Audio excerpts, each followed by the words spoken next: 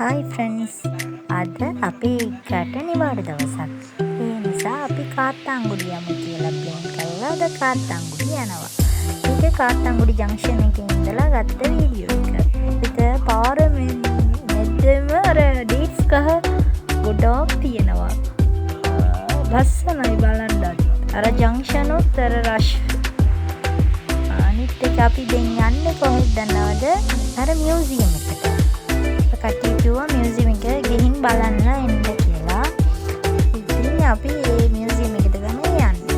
මේ ජංක්ෂන් එකේ ඉඳලා මීටර් 200ක් විතර දුරින් තමයි මේ මියුසියම් එක තියෙන්නේ. හරිද? ඉතින් ගිහින් බලමු ඒකේ තුල මොනවද තියෙන්නේ කියලා. මම අනිත් වීඩියෝ එකේ ඔයාලට පෙන්නනවා. අපේ channel එකට ඔයාලගේ subscribe සපෝට්ස් එක දෙන්න. හරිද?